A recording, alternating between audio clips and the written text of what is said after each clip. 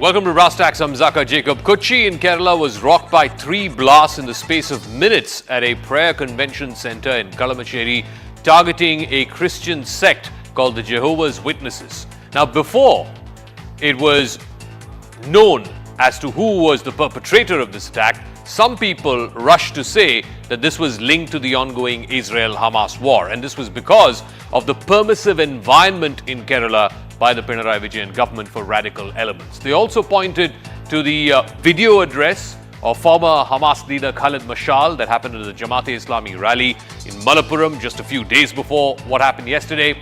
But it turned out that the Kochi attacker was not connected to Israel or Hamas in any form or fashion. He was a disillusioned Jehovah's Witness who was trying to send out a message to that particular sect, to that particular community. So the question that's being asked, and this is a political war of words between the BJP and the CPIM, who is tarnishing God's own country? Is it those who are allegedly offering sanctuary for radicals? Or is it those who are rushing to judgment? But first, the story of how these blasts rocked Kochi.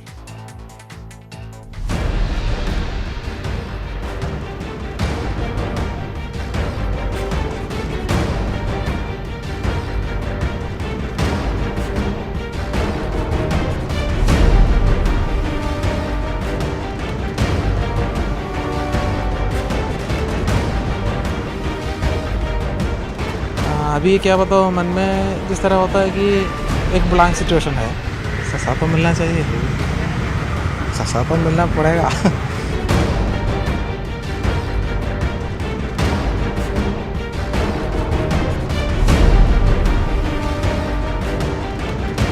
എന്നാൽ ഒരു 6 വർഷത്തിന് മുമ്പ് ഞാൻ ചിന്തിച്ചപ്പോൾ ഇത് വളരെ തെറ്റായ ഒരു പ്രസ്ഥാനമാണെന്നും ഇതിലെ പഠിപ്പിക്കൽ വളരെ രാജ്യദ്രോഹപരമാണെന്ന് മനസ്സിലാക്കാൻ കഴിയുകയും ഞാനത് തിരുത്തണം എന്നവരോട് പലവട്ടം ആവശ്യപ്പെടുകയും ചെയ്തു.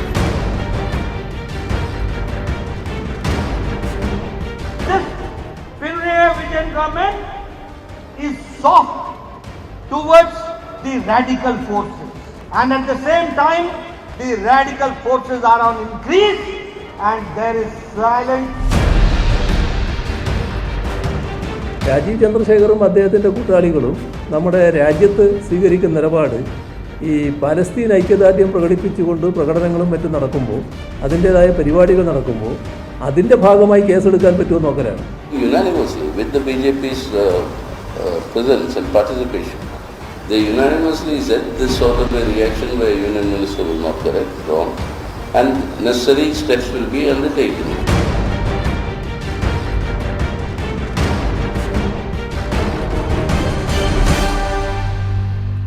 All right, so here's what we know about the accused, who's now in police custody, Dominic Martin.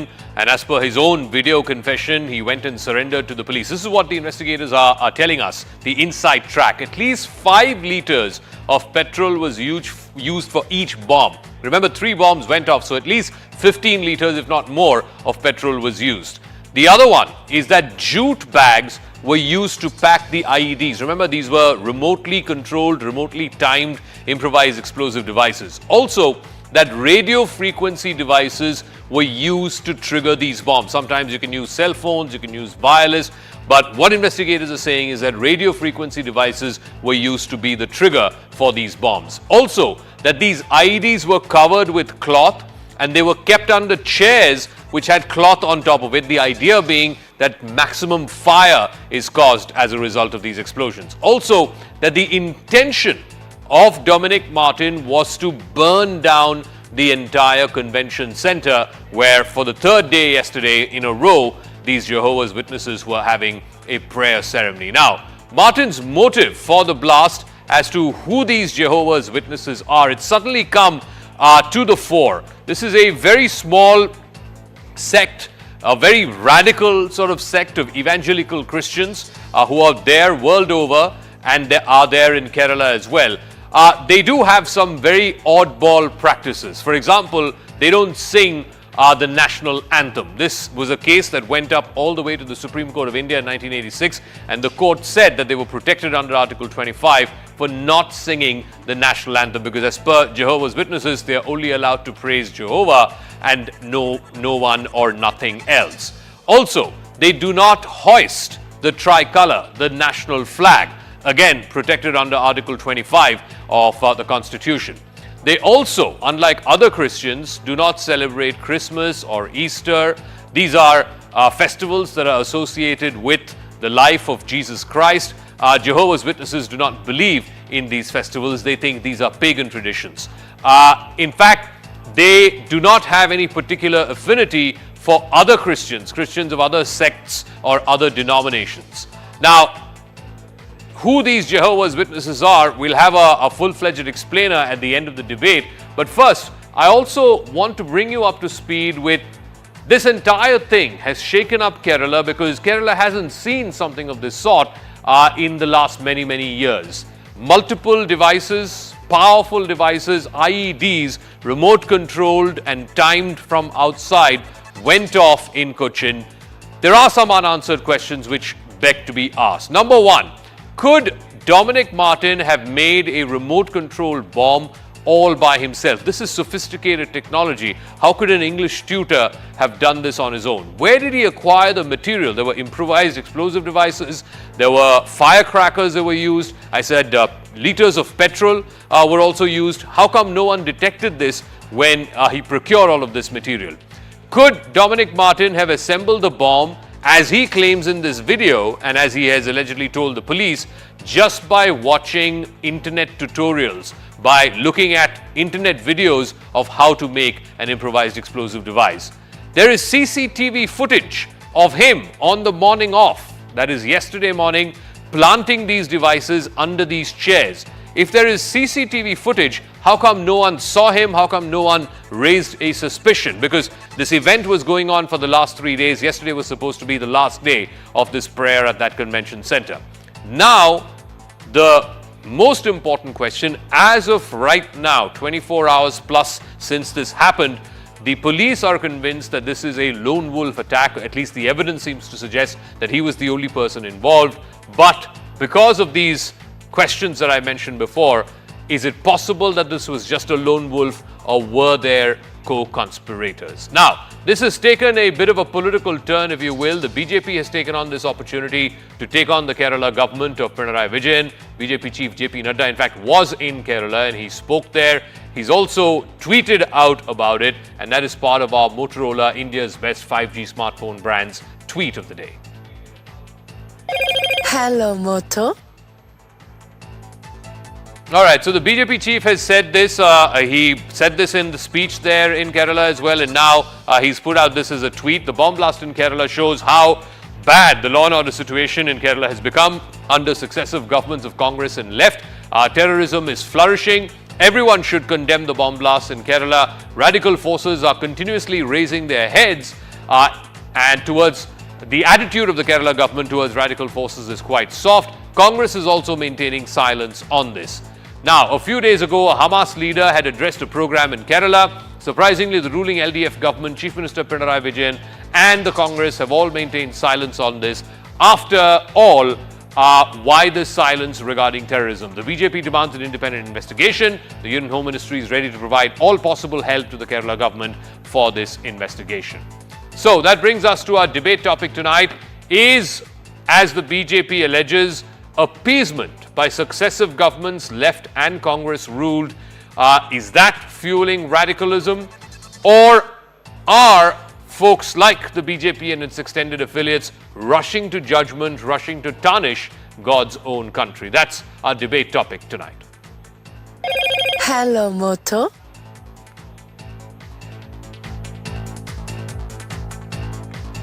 All right, so joining us on the panel this evening, Haibi Eden is Member of Parliament of Ernakulam, Congress MP, Tuin Sinha, National Spokesperson of the BJP, Dr. Balchandra Kango is National Secretariat Member of the Communist Party of India, Rahul Ishwar, activist and author, now joining us. Haibi Eden, let me start with you first, because the allegation, and you've seen this, this is sort of political back and forth that's been happening. particularly between the BJP and the Pinarayi Vijayan government. The BJP accusing the Marxist government there of being soft on radicals. You saw the tweet and the bites of Mr. Rajiv Chandrasekhar. Mr. JP Nadda was also campaigning today in Kerala. He also made this point that the soft attitude of successive Congress and left governments has led to increase of radicalism in Kerala. How do you respond to that?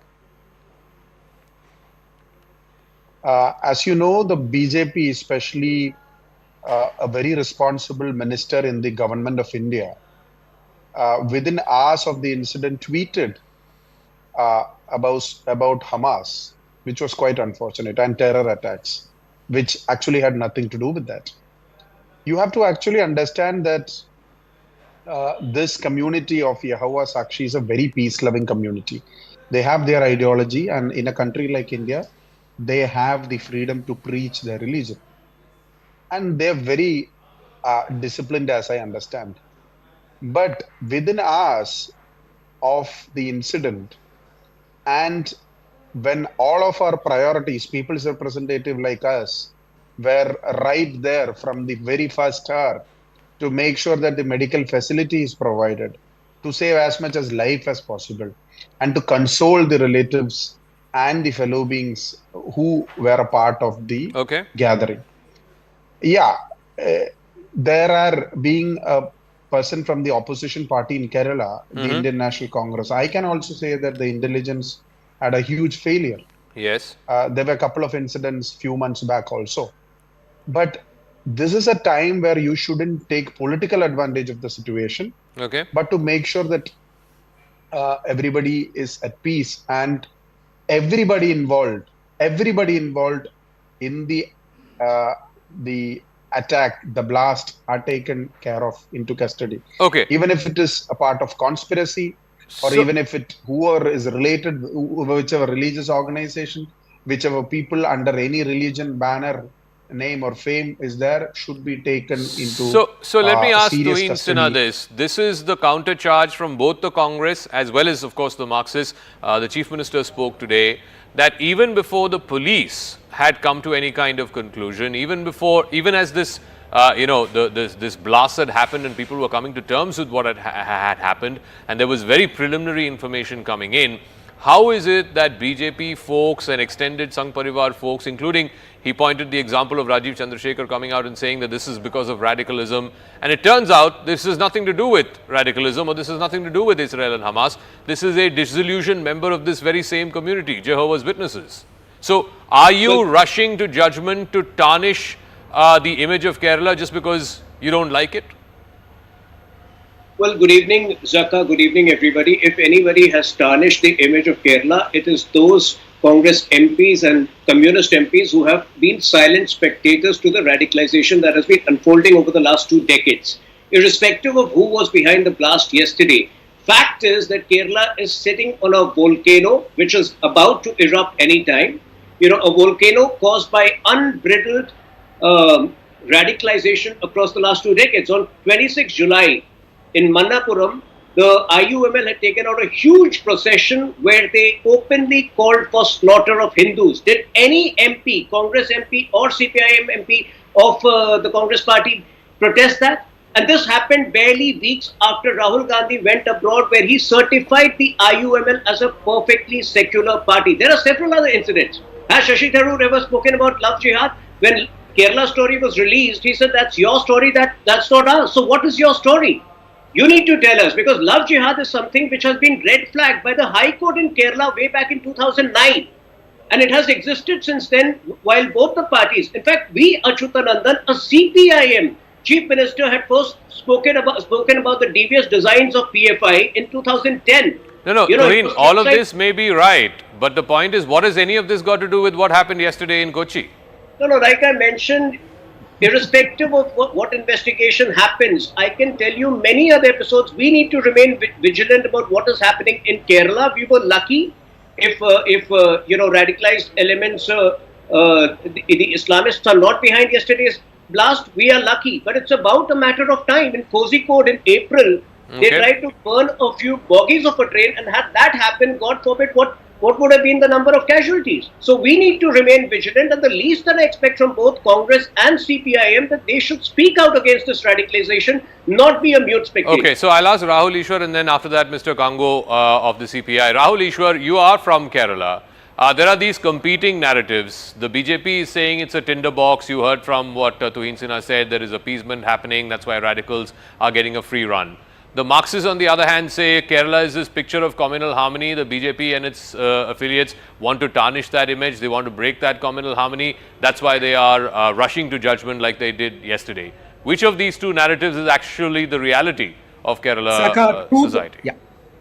Truth lies always somewhere in the middle. There are shades of it. For example, I would like to place on record as a Hindu right-wing activist my apologies to the Muslim community because I also jumped the gun.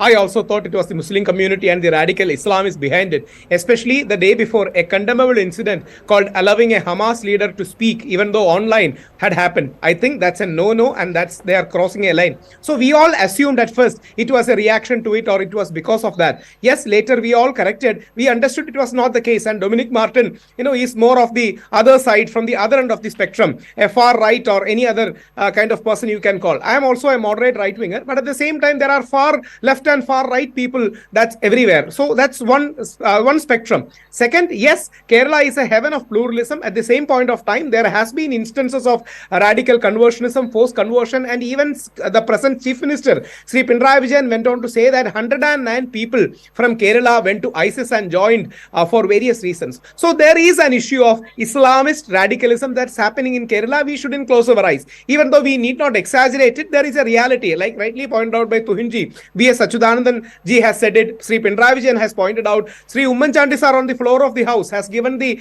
number of forced conversions that happen. So these are multiple competing realities in Kerala itself. At the same point of time, Kerala is a great space where Hindus, Muslims and Christians live together very happily. So we have to take case by case. In this particular case, we have to be very precise that this particular person called Martin is a disgruntled Jehovah Witness person itself. He committed all this, but we all misunderstood at first that it was the handwork of some Islamist radicals connected to Hamas. So it's a natural misunderstanding that may have happened. Okay. That doesn't discount anything else, but there are complex realities we need to see beyond politics so that we can have a solution to all this. Mr. Balchandra Kangu, the point that Rahul made, the largest number of ISIS terrorists from India, people who went to places like Syria and Afghanistan to join the ranks of ISIS, came from Kerala, right? Similarly, the maximum number of PFI activists, and PFI is now a banned organization, they came from Kerala. So the point that the BJP and even folks like Rahul Ishwar are making is that while Kerala might be a picture of communal harmony, there is also this side of it being a tinderbox, and it is being encouraged by both Congress and left, including that incident that Tuhin referred to about that April incident where this train, there could have been a massive attack on that train. I think there was an RPF personnel or one of the fellow travelers whose alertness actually saved the day for many hundreds of those travelers in that train. But it could have gone the other way too. So why is, whether it is Marxist government in power, whether it is Congress government in power, and successively these two parties have ruled the state, why are you in denial that there is a problem of radicalization? Otherwise, what explains the maximum number of ISIS fellows coming from Kerala? So let me first of all come to an issue that is prevailing all over the world today. We are talking about Palestine and Israel. Palestine and Israel for a long time was never an issue between the religions. But unfortunately, now it has become a religious issue all over the world. Why? Because of the trend that has become very radicalization of all the religions, majoritarian religion. In Kerala, we had seen Ayyappa temple and its issue of women entry becoming a major issue. Who made that major issue? Who created a problem? It was BJP and its allies who created the problems. So let us not blame this place or that place. The problem is radicalization is taking place when the economic issues cannot be resolved by the parties concerned. The system has failed. The system is unable to resolve the issues, and therefore they are trying to create problems for the people who do not believe in converting all issues into issues of religion. See, Islam came in Kerala in 7th century and Christianity came in Kerala in 2nd century. So for thousands of years, people have been staying with peaceful intentions and peaceful, and therefore Kerala is the most developed and progressive state today on all the human development indices. No, sir, but Its Mr. performance Kangu, in what Corona is any was of that, beyond doubt Mr. the Kangu, best. what is No, any no, of that's that? what I'm telling. No, hear So me, 10 seconds. let us- What does any of that have to do with giving a platform to Khalid Mashal, a Hamas leader addressing a rally of the Jamaat-e-Islami? And if I'm not mistaken, I could be wrong on this, but some years ago there was an informal political understanding in North Kerala between CPIM and the Jamaat-e-Islami, right? So this organization is giving a platform to a terrorist leader. Why? Why is he being given such a platform? What is the central government doing? Central government agencies are very active in targeting the people. Why central government is not arresting anyone for supporting a terrorist? Has central government declared Hamas as a terrorist organization? That is what I want to ask. And if they have declared, why don't they arrest the people there? Because in Kerala, not only in Kerala, all over India, federalism is given a bye-bye by the government. The central agencies attack anyone at any night and any So time. Tuhin, respond. So Two questions. If you had so much of a problem with Hamas, A, you should have banned Hamas, called it a proscribed organization like you have done with Al-Qaeda and Lashkar-e-Taiba, Jaish-e-Mohammed, etc. Yes. You have not Unless done it is that, banned, number it is one. very difficult to And number punish two, I believe, the Chief Minister also made that point. This was a virtual recorded address. If this person was going to physically come and address the rally, then the police permission needs to be sought. But to play out a virtually recorded address, you don't need any police permission. Well, I'll answer both the things. Number one, when it comes to designating a certain organization as a terror organization, we follow the UN Convention, where normally, till such time, the organization has directly affected the country or directly attacked the country, we normally don't. But that does not really matter because we were the first country to condemn the 7th October attack as an act of terror, which unfortunately, even till date, the Congress party has not had the spine to call. Even today, in Sonia Gandhi's letter, what does she refer to? She casually refers to as attack, where her entire letter is an anti-Israel tirade. The second part of your question, sorry, what was the second part of the question was what the Chief Minister said today, that this was a recorded virtual address. If a person is physically addressing, then they have to seek police permission. In this case, they didn't need to seek any police permission. It is not about a police permission. The very fact that they think it cool to hobnob with a Hamas terrorist, I think that should raise severe moral questions. The kind of depraved society that would, that would glorify a Hamas terrorist, I think that is the dangerous point over here. Let Haibi respond to that. Haibi, you're an elected representative as well. You have seen, this platform that was given to the Hamas leader, the former Hamas leader. What people like Tuhin, Rajiv Chandrasekhar, etc. are asking is, why are you giving such a platform? Most countries in the world, most democracies, would not give a platform to the leader of a terrorist organization. Why are you doing that? And that too, in the aftermath of the worst attacks that we've seen in Israel. More than 1,000 Israelis have died. Haibi Eden. You have a huge history of India. You have a huge history of Kerala. But this is not the time where we have to get into a post-mortem ceremony. We are at a juncture where the state government, the people's representatives, the fellow beings should give confidence and courage to the people who have passed away, to the families, to the relatives, to give them the best of the best treatment, to make sure that more lives are not lost, to make sure that they are kept at harmony. You should understand with these kind of statements, the religious conflict would increase. There would be a degree of suspicion amongst the fellow beings. There would be a chaotic situation in a state like Kerala. And we are all here as responsible people to make sure that such a situation doesn't arise in God's own country.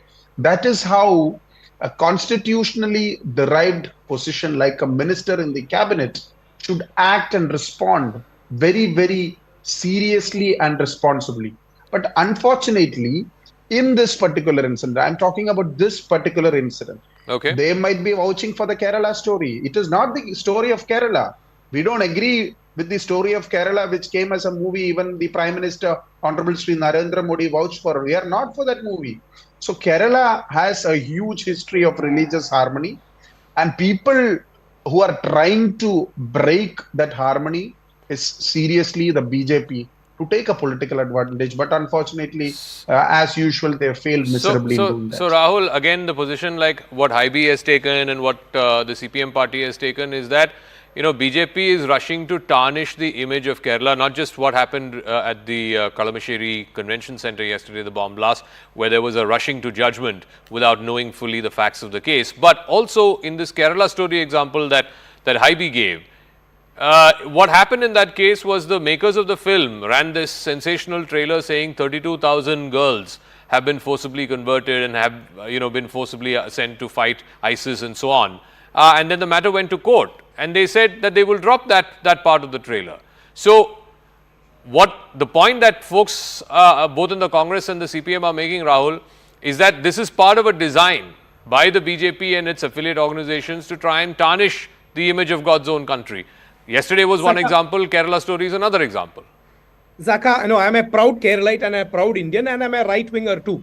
No, I agree with, Hybe's sentiments that Kerala has been a great heaven of secularism and unity, pluralism. All that is good. But just like Tuhin said, when you don't call out terrorist attack, how does it mean to add to our pluralism? See, what happened on October 7th, rightly said by Modi ji and even a global person like Shashi Tharoor, a cosmopolitan like Shashi Tharoor, was a terrorist attack. Why do we shy away from calling it a terrorist attack? 1,400 people were butchered, 200 people were kidnapped, Israeli people were, raped and killed. Nobody agrees with the excess of Israel. They also have hawkish policies. And India has always been traditionally balancing between Israel and Palestine. And in the conflict of civilization, India can emerge as the consensus of civilization. So India has a very pivotal role, I believe, in doing that. So we have to maintain a sense of balance. And Congo sir, one more thing regarding Shabarimala protest, Saka may remember, I was the person and our family was the person who initiated the protest. It has nothing to do with politics. Thankfully, Pujaniya Sarsang Chalak and Modi ji and others, including Congress party, supported it. So you need not blame everything RSS and BJP. It has become a standard template. Blame RSS, blame BJP, then everything is secular. It's kind of a very wrong statement. Please remember two things. One,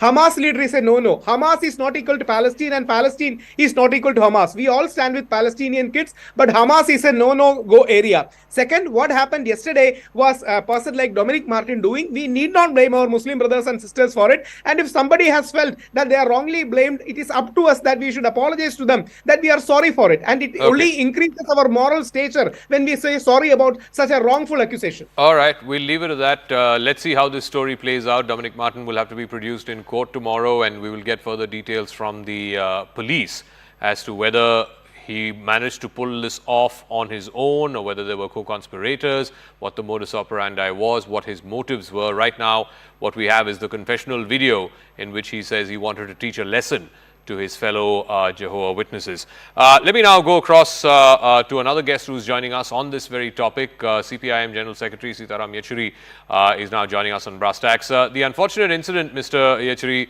about what happened in Kalamassery, we've been discussing that. 3 people have now lost their lives, more than 50 injured.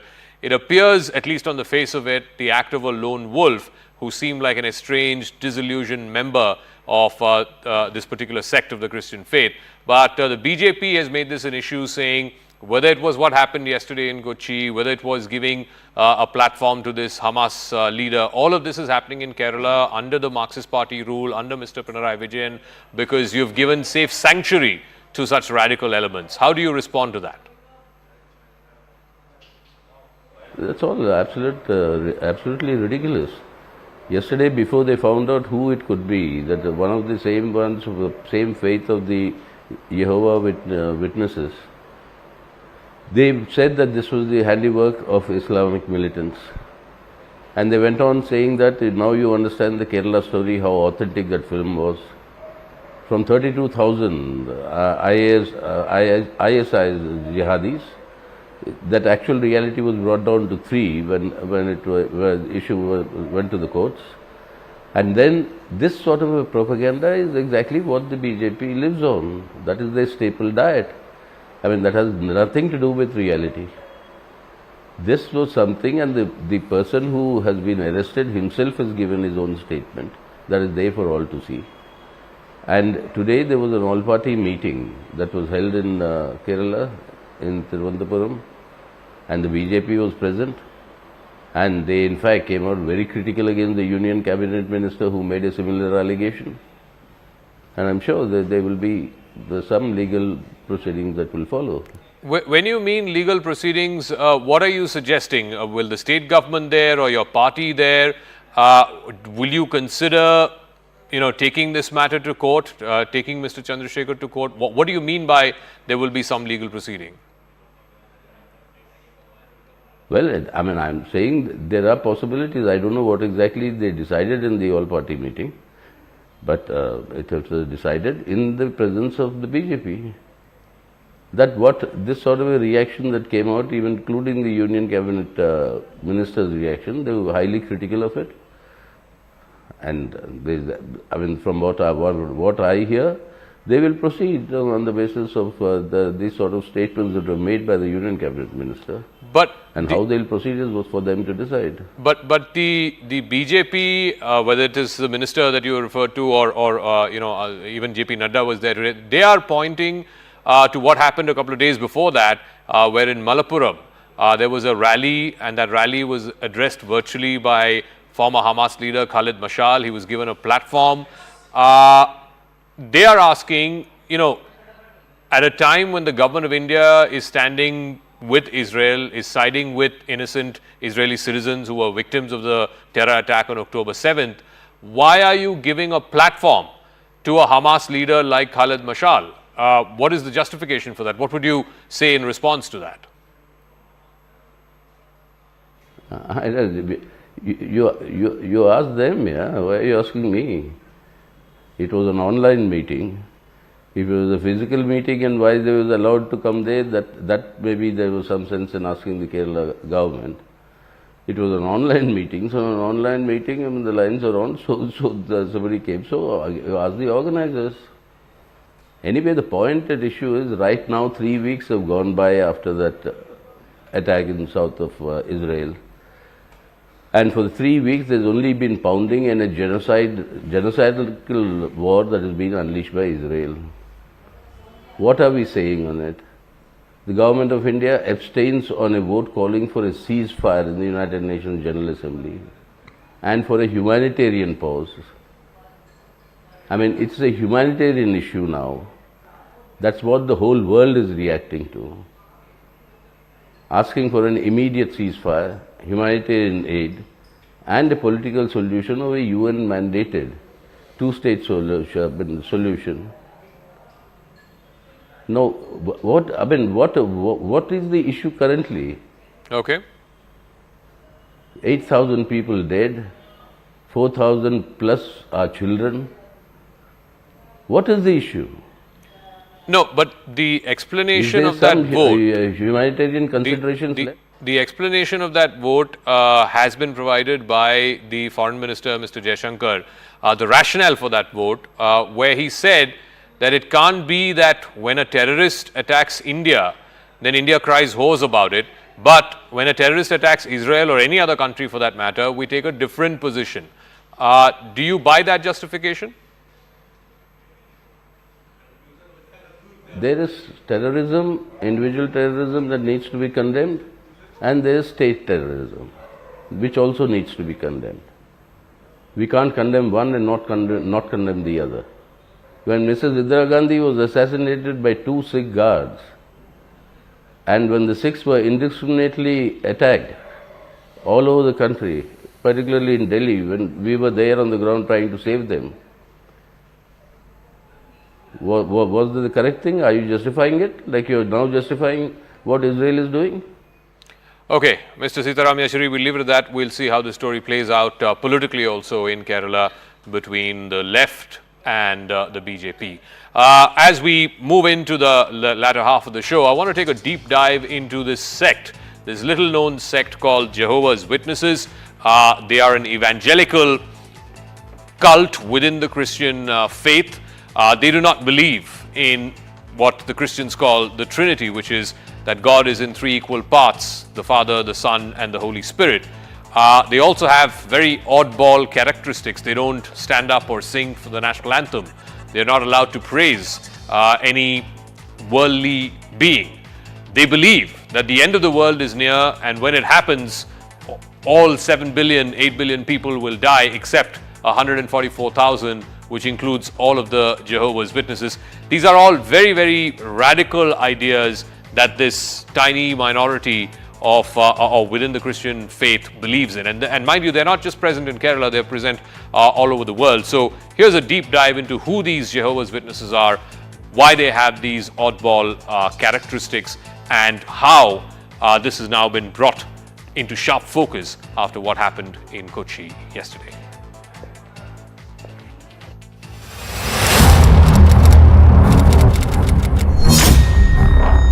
Dominic Martin, an estranged member of Jehovah's Witnesses, has taken responsibility for the killing of 3 people and injuring more than 50 at a convention prayer center in Kalamassery, Kochi. Martin, a member of the evangelical Christian group Jehovah's Witnesses, is now in police custody, but he had posted a video on social media taking responsibility for this act. After which he surrendered to the police. In the video, he's heard saying how he had been a member of Jehovah's Witnesses for the last 16 years. At some point, he realized that their stand is anti-national. He wanted them to rectify it, but they were not ready to do so. He also alleged in that video that this is a wrong ideology and that they were injecting poison into the brains of children, saying that they should not even take sweets from strangers. They are asked not to sing the national anthem or join the defense services. They teach that all people of the world would perish and only they will live, that the entire human race will be extinct except 144,000 Jehovah's Witnesses along with Jesus Christ in his second coming. So there's a lot of interest around who these Jehovah's Witnesses are. What is this Christian cult? The Jehovah's Witnesses are a Christian sect, but they do not believe in the Holy Trinity, which is the doctrine which says that God exists in 3 equal forms, the Father, Son, and the Holy Spirit. They only worship Jehovah as the one true and almighty God, the Creator. They believe that Jesus Christ is the King of God's kingdom in heaven, but not as the Almighty God or even as the Son of God, which is what most Christians believe. They base their beliefs, the Jehovah's Witnesses, only on the text of the Bible, which they see as the Word of God. They do not, for example, celebrate Christmas or Easter because they believe such festivals are inspired by pagan traditions. And these festivals have to do with the life of Christ, his birth and his resurrection, none of which Jehovah's Witnesses believe in. Jehovah's Witnesses are known for their evangelical work, for which they go door to door to spread what they call the truth. They believe the end of the world is near and that the kingdom of God will replace all humans. And when this happens, they believe only 144,000 chosen ones, along with Jesus Christ, will live, while the rest of humanity will perish. The denomination has millions of followers worldwide. In fact, the origins of this cult lie in a Bible student movement which was started in the 1870s by an American pastor by name Charles Taze Russell. Today, the governing body of Jehovah's Witnesses is located in New York. The main body to disseminate the doctrines of this sect is called the Watchtower Bible and the Tract Society of Pennsylvania, both of which are also based in New York. Jehovah's Witnesses in India now, according to their global website jw.org, India has about 56,000 JW ministers who teach the Bible. Jehovah's Witnesses have been present in India since the early 1900s. They established an office in 1926 in Bombay and obtained legal registration in 1978. The cult benefits from the guarantees of India's constitution, which include the right to practice, profess and propagate one's faith. Now, a landmark case involving this sect here in India was the Bijo Emmanuel versus State of Kerala case. The Supreme Court back in 1986 had granted protection to 3 children belonging to the Jehovah's Witnesses who did not join in the singing of the national anthem at their school. The court had held that forcing these children to sing the anthem violated their fundamental right to religion under Article 25 of the Constitution. These children, who were siblings, Bijo Emmanuel, after whom the case is named, Binu and Bindu were students of classes 10, 9 and 5 respectively and were expelled from their school, the NSS High School run by the Hindu organization, the Nair Service Society. This was back in July of 1985. Bijo's parents pleaded unsuccessfully before the Kerala High Court that Jehovah's Witnesses were permitted the worship of only Jehovah, and since the anthem was a prayer, these children could stand up in respect for the anthem, but they could not sing along. The Supreme Court in that case ruled that Article 25 was incorporated in recognition of the principle that the real test of a true democracy is the ability of even an insignificant minority to find its identity under the Constitution. The Jehovah's Witnesses website mentions that their members in India have at times been accused of trying to convert people forcibly because of their evangelical work. Another case involving this particular cult hit the headlines in 2020. That's when a private hospital in Bengaluru claimed it had successfully performed a live liver transplant on a Jehovah's Witness who was from Nigeria. And on this patient, they did the transplant by not using blood or any blood-related products. Remember, JWs do not believe in blood transfusion. They don't believe in donating blood to somebody who is in need of it or receiving blood from another donor. In order to protect the patient's religious beliefs, in this case in Bengaluru, it sort of hit the headlines when this particular hospital claimed that they managed to do a liver transplant without any blood transfusion whatsoever. But if you go back to the Bijo Emmanuel ruling of the Supreme Court, in that ruling, Justice Chinnappa Reddy, who was one of the judges, he noted that Jehovah's Witnesses and their peculiar beliefs were not really noticeable in India. The ruling quoted from the Encyclopedia Britannica as well as judicial pronouncements in Australia and other countries to try and trace the beliefs and practices of this community. Now, Dominic Martin's case has raised a very fundamental question. Should people who live and work and are citizens of India, should they get an exception for not singing the national anthem, for not joining the army or the defense forces, all in the name of protection of their religious beliefs? Will such exceptions be once again put to the test of law in the event that India moves towards and adopts a uniform civil code? JW are back in the crosshairs thanks to this one tragic act by one of their own. Hello, Moto.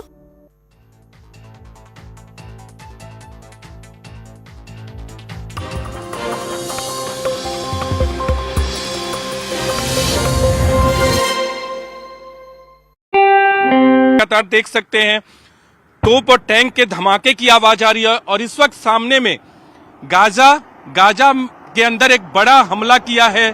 तोप और tank से यह हमला किया गया है और आप देख सकते हैं धुएं का गुबार इस वक्त आसमान में सूर्य की रोशनी के नीचे आपको एक बड़ा धुएं का गुबार दिख रहा है।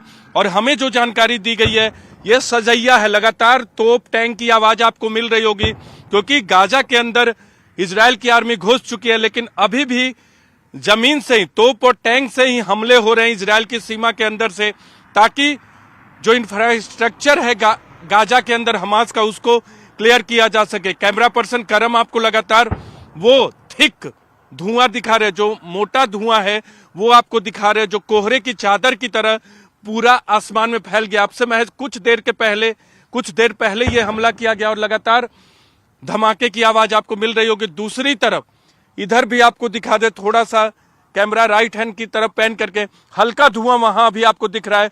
वहां आधे घंटे पहले हमला किया गया था। और इस तरफ सजैया से अगर नॉर्थ की तरफ जाएंगे यानी इजराइल की तरफ बढ़ेंगे तो यहाँ ये उत्तर गाजा है, गाजा का उत्तरी हिस्सा है जहां हमास के लड़ाके बहुत मजबूत है। और एक ये सेंटर है इधर, गरम आप ये सेंटर दिखाई, हमारी अंगुली के सामने आपको दिखाई कम देगा यहाँ कैमरे के लेंस पे, लेकिन आपको बता दें कि यहाँ सामने भी धुआं हमें दिख रहा है। वो कैमरे में कैद करना, क्योंकि पीछे नीले आसमान से वो मर्ज कर रहा है तो इसलिए थोड़ा मुश्किल होगा आपको कैमरे पर हमारे लिए दिखाना। लेकिन एक बार फिर आपको वो काला धुआं दिखाते हैं जो अब से महज 5 से 10 मिनट पहले जो धमाका किया गया है इजराइल की तरफ से हमास के अंदर सजैया छोटा सा कस्बा जैसा है, वहां की जनसंख्या अधिक है, घनी आबादी वाला इलाका है, पूरा गाजा घनी आबादी वाला इलाका है। तो सजैया में ये हमला किया गया है आर्मी की तरफ से। तो एक तरह से कह सकते हैं कवर फायरिंग लगातार दिन भर पिछले 3 दिनों से दी जा रही है, ताकि जमीनी आर्मी को अंदर में हमास के सुरंगों पर कब्जा करने में कोई दिक्कत ना हो।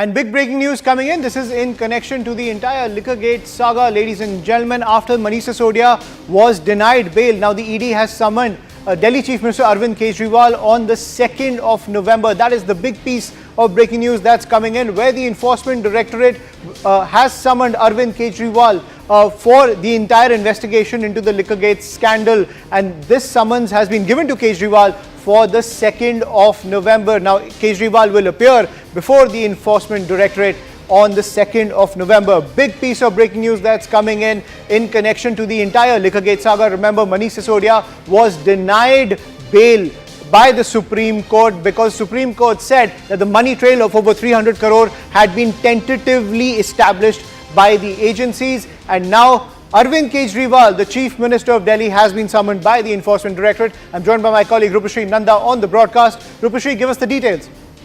Well, what we are getting to know from our sources within the Aam Aadmi Party is that Chief Minister Arvind Kejriwal has been served the notice by the Enforcement Directorate to appear before it on the 2nd of November. But on what context and what is the issue exactly that want to question the Chief Minister on, that information is not available yet. But remember, Chief Minister has already been questioned once by the CBI. He was summoned by the CBI for questioning earlier this year. And on that day, according to sources within the CBI, it had been said that he had been summoned as a witness and not as an accused. But we do not know, what the Enforcement Directorate apprehensions about the Chief Minister. And remember, this development is extremely significant because it comes on a day when the Supreme Court has actually denied bail to former Deputy Chief Minister Manish Sisodia, and for the first time actually said that tentatively, as you pointed out, over 300 crores rupees money trail has been established. And that one remark has actually, caused a lot of, basically confusion and anxiety within the Aam Aadmi Party. And immediately after the bail order was pronounced today, even though there were a lot of people who were supposed to speak to the press, nobody turned up, and nobody actually spoke to the press until 4 p.m. today. So that was the kind of shock that the Aam Aadmi Party created the verdict with. Clearly, it was not prepared for such a damaging verdict, because what we learned from our sources is that nobody was prepared for the kind of verdict that the Supreme Court gave on Manish Sisodia's bail plea. So definitely extremely tough times for the Aam Aadmi Party. Remember, Sisodia continues to be in jail at least for the next 3 months. The trial is going to be over, according to the Supreme Court, between 6 months to 8 months. It can be longer. So 2024 general elections, Sisodia will be completely out. Sanjay Singh is already in jail. The other person in jail is Vijay Nayak. And now the Chief Minister is being questioned. So clearly, this is perhaps one of the toughest moments for the Aam Aadmi Party. Though we've seen what exactly the ED would want to from the Chief Minister.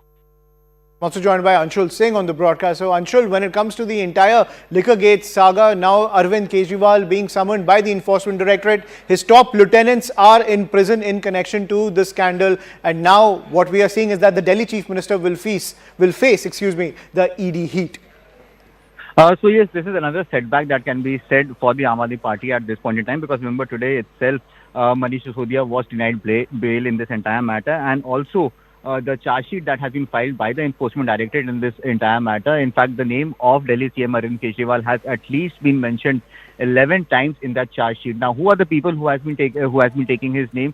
These are the people who are the prime accused in this entire matter, and also people who have turned approver in this entire matter. Basically, the entire allegation against Arvind Kejriwal is that he was the person who knew about this entire manner in which money was being siphoned on, or the manner in which this policy was being found by Manish Sisodia at that point in time. In fact, there were several meetings that happened between Arvind Kejriwal and especially the South lobby in this entire matter. In fact, a few of these meetings happened at the residence of CM Arvind Kejriwal as well, is what the allegation has been made through the statements of these accused in this entire matter. So yes, today the Enforcement Directorate has gone ahead and summoned Arvind Kejriwal, Delhi CM Arvind Kejriwal, to be present before the Enforcement Directorate on the 2nd of November. But remember, before this, the CBI, who is also looking into this investigation, had in fact called Arvind Kejriwal to join into this investigation just a few months ago. And now the CBI calling now the Enforcement Directorate calling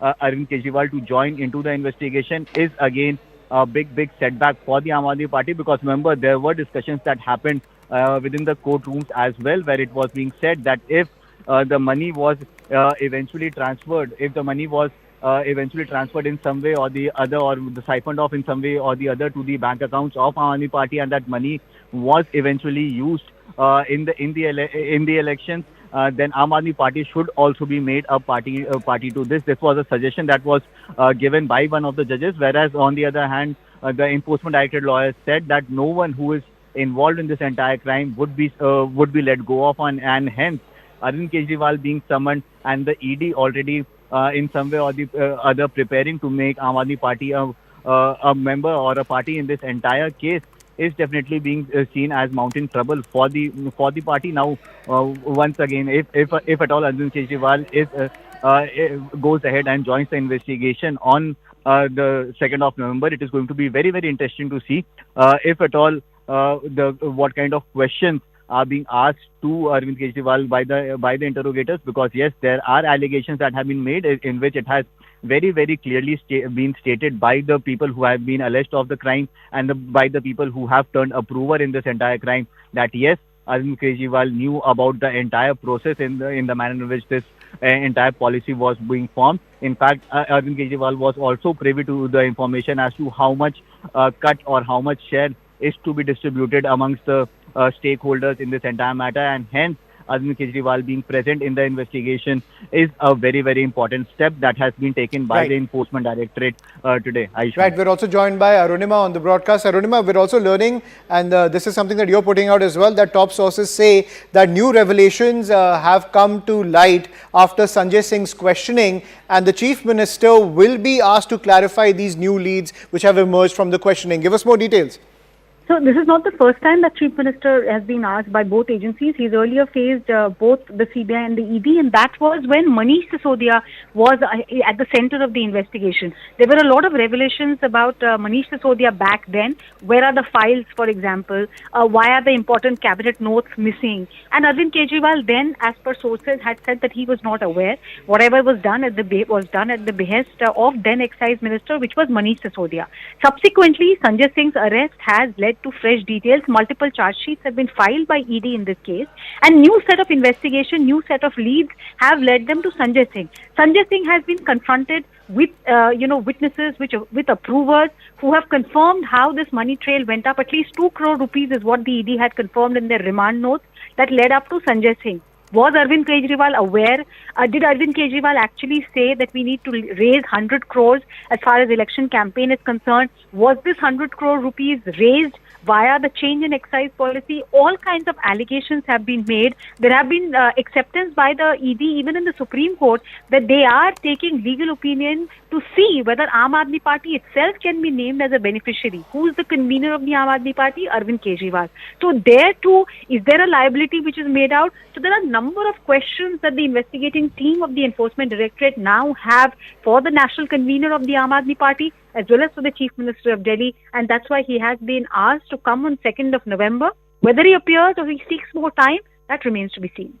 Right, we're also joined by Shankar Anand on the broadcast to get more details as this big twister has emerged in the Liquorgate scandal, ladies and gentlemen. Shankar Anand, और क्या details है आपके पास? हमें जानकारी मिल रही है कि chief minister Arvind Kejriwal को एनफोर्समेंट डायरेक्टोरेट के बिफोर अपीयर होना है 11 बजे नवंबर 2 को।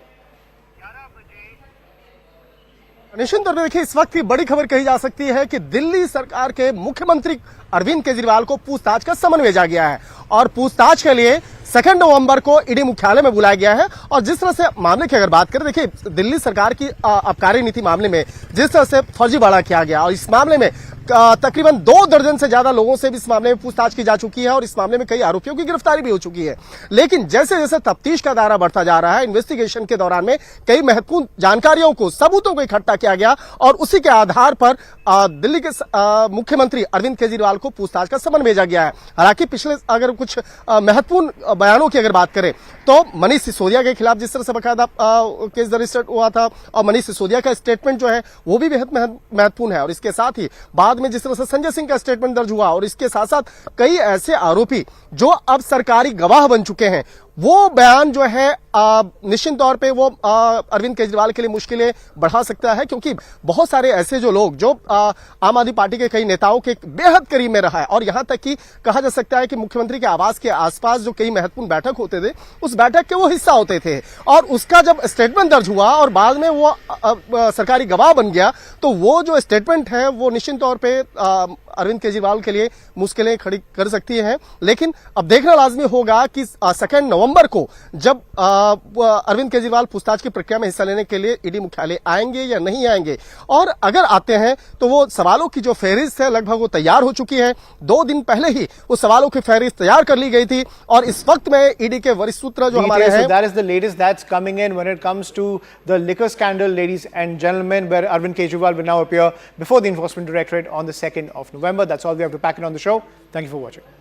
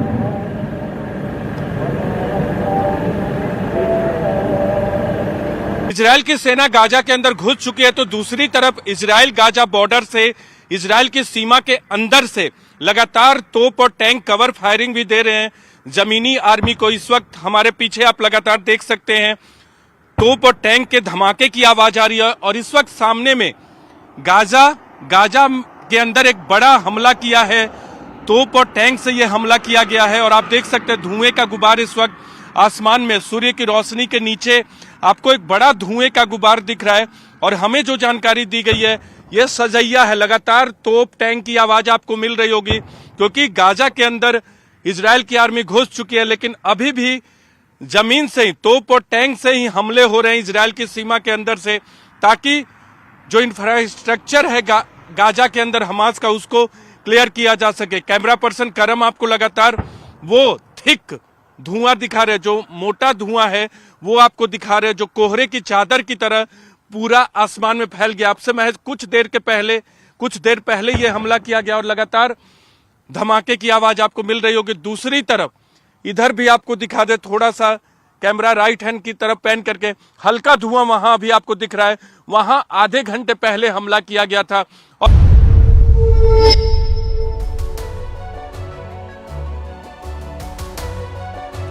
Hello, Namaskar. This is First Post and you're watching Vantage with me, Palki Sharma.